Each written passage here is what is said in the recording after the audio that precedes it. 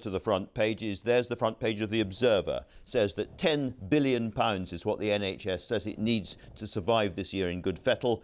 And there's an argument as to whether it's going to get that from the government, a very important story we'll be getting on to later in the programme. The Sunday Express reflects quite a lot of papers' views. Britain's back in business, it says, after the overnight opening of pubs and restaurants. And a rather nice interview with Prince Charles, who says it's you who've been our shield. It is your gentleness that has made us great. A very nice choice of words there. The Mail, very similarly, the day Britain smiled again, it says.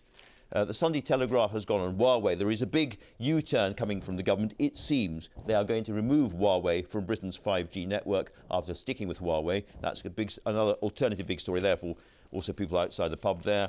And the Sunday Times there has been looking at the fashion industry, particularly in Leicester, where it says there are slavery-style conditions and very, very low pay, something I think the government is also worried about at the moment. So lots to talk about. Vicki, let's start with you. A big contrast between the Sunday Telegraph and the Mail on Sunday in how they have treated the overnight shenanigans or lack of shenanigans. Yeah, that's right. So the unlocking in England, if you like, it really does feel like it is the end of that process. Not everything's open, but it did feel like a difference. A new dawn, is it not? So here we've got a lovely picture of a couple getting married, all those delayed weddings, of course, the pubs, the restaurants opening up, and the Mail here talking about the day Britain smiled again. Super Saturday, it was called. And we've seen lots of pictures of people out, you know, having their hair cut and all the rest of it. And some of us able to get a haircut. Yeah, all right, let's not talk about that right now. I've got a bit longer to wait. And then Super Saturday, no, the dreariest of damp squibs is what they're saying here, saying that actually the weather wasn't that great. Lots of people didn't bother going out. I think what it does show is people's different experience and approach to all of this. You know, some people are really still full of trepidation, very nervous about going back out. Yeah. The government trying to coax people out, mainly to start spending again because they're worried about, of course, the economy. Now, this is just anecdotage, but my observation was that people were behaving pretty sensibly last night. I don't know if you saw the same. People were, by and large, distancing themselves in pubs and restaurants and not going mad. Yeah. Partly the weather, I guess. Yes, and I think, you know, of course, people did go out. And we saw some pictures that we saw in the news there, didn't we? Pictures from Soho and all the rest of it. But, you know, I went to a restaurant and I think generally, I've been travelling on public transport for a bit, everything's very clean. I think that's the one thing that people can notice when they go out and about. We like that. We like that. Helen Pidd, Northern Editor of The Guardian. The big story on the front page of The Observer is fascinating because I can vividly remember Rishi Sunak, the Chancellor, saying on this show that he could promise the NHS would get whatever it needs in terms of resources going forward. But there now appears to be a row about this. Yes, there is. So Simon Stevens, who you're going to talk to later, I believe, who's the NHS chief executive, has gone to the Treasury and said, we need £10 billion to get through this year. And the Treasury is apparently playing hardball. They were hoping to have reached an agreement by today, which is the 72nd anniversary of the NHS Foundation, and the money is yet to be forthcoming. And it shows that kind of quite big gap sometimes with this government between their rhetoric and what actually happens in practice.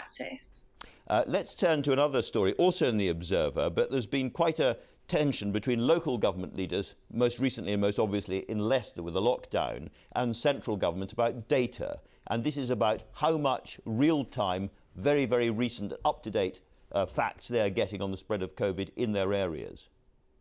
Yes, so this is our so-called world-class track and trace system, which relies on local authority areas having basically access to real-time data. Who is getting infected and exactly who are they, where do they work and where do they live? And yet it was only last Monday that the government finally got around to sharing that kind of real detailed data. Until then, local authorities were in the dark because all they had access to is what's called Pillar 1 data, and that's the testing results done within the NHS of NHS staff and patients, and not these drive-through centres that are operated by a private company or any of the home testing kits. So people in the community, in effect. People in the community is Pillar 2. Exactly. And so Andy Burnham, who is the mayor of Greater Manchester, where I live, he's saying, well, we get this Pillar 2 data now once a week. But obviously, he's saying a lot can happen in 7 days. And if you really want to stop the disease in its tracks, you need to know the day that the test comes through, who that person is and where they are. There's also apparently other problems with the data. So the Observer story quotes Louise Jackson, who is a health official at Bedford Council. And she says that They're getting all kinds of duplicates through. The data doesn't kind of make sense.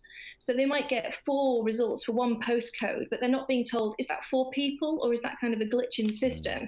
And I think what this really does is it exposes, again, this gap between the rhetoric and action of this government. Boris Johnson started his premiership saying, I'm going to level up the nation and I'm going to trust local communities and local mayors to take decisions for their communities. And yet what this crisis has exposed is that Whitehall is just as centralised as ever, and it fundamentally doesn't trust the regions to make their own decisions. Helen, for now, thanks very much. Let's turn to another issue facing the government. I guess when the inquiry comes, Vicki, what happened in British care homes is going to be pretty central, and the Sunday Telegraph is featuring that on the front page. Yeah, and we all know the terrible toll there's been. Now, of course, the people in care homes, very vulnerable, old, but, you know, they weren't protected according to lots of these newspaper stories. And this one is about the fact that ministers actually had an early warning saying that in early April, the Deputy Chief Medical Officer, Jonathan Van Tam, he warned that staff moving between different settings were unwittingly spreading the virus, not surprisingly. And the fact that, of course, lots of staff were off self-isolating with suspected COVID, so banking staff were brought in, and that seems to have, spread it. And the fact that ministers didn't act for a couple of weeks afterwards, along with the fact that people were taken out of hospital and not tested and sent back to care homes, which of course has been a major problem because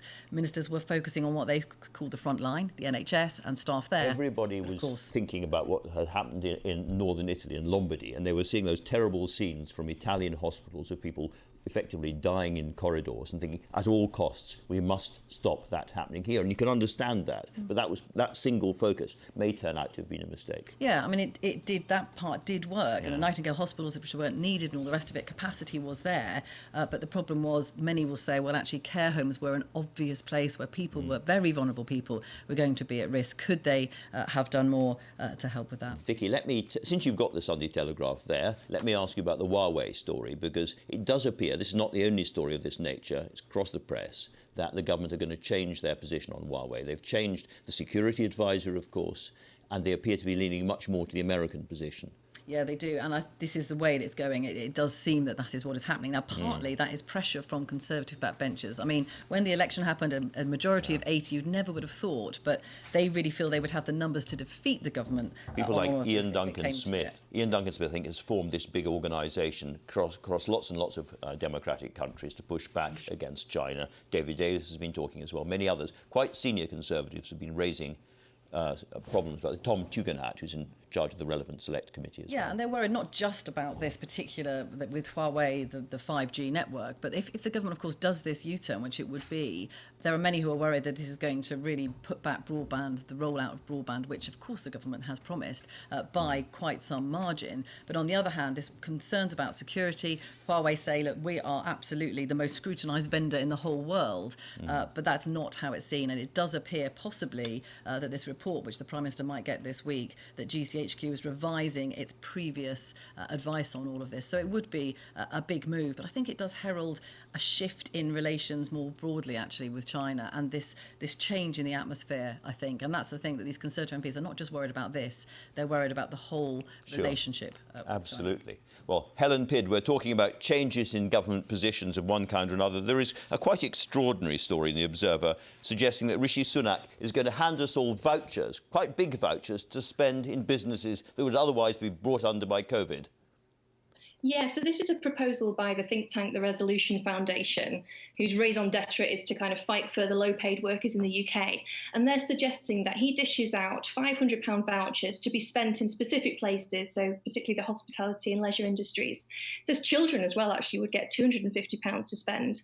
And the idea is that that will be a better way to kickstart spending and to prop up the economy than something, for example, like a VAT cut. I mean, I think it would be pretty astonishing if a Conservative government introduced a measure like this, but we're in very strange times. I think there'd be a lot of backbenchers, the ones who, for example, were against Marcus Rashford, the Manchester United striker's campaign to feed children over the summer. I think those sort of Conservatives would not like the idea of giving out free money. But apparently it's a scheme that has already taken place in Wuhan.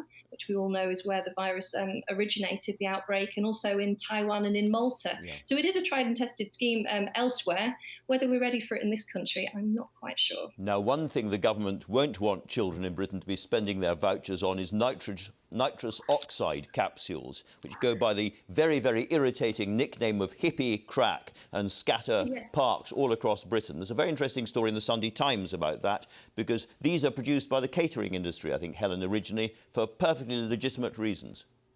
Yeah, it's a brilliant story by David Collins in the Sunday Times today. So he's tracked down the UK's biggest importer and distributor of these nitrous oxide canisters. And he's been, this guy called Chris Palmer, and he's basically in despair. He says, I got into this business so that coffee shops could put whipped cream on their hot chocolate, and now they're using nitrous oxide bottles at raves and parties and leave them scattered everywhere. It's a huge problem.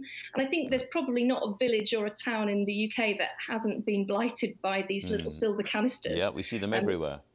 Yeah, I mean, where I live in Stockport, there was a farmer who was raging a few weeks ago because apparently a baby foal had died after eating one of them. Whether that's Yeah, and some of the drugs gangs are getting into this as well. They're starting to distribute them in the traditional way.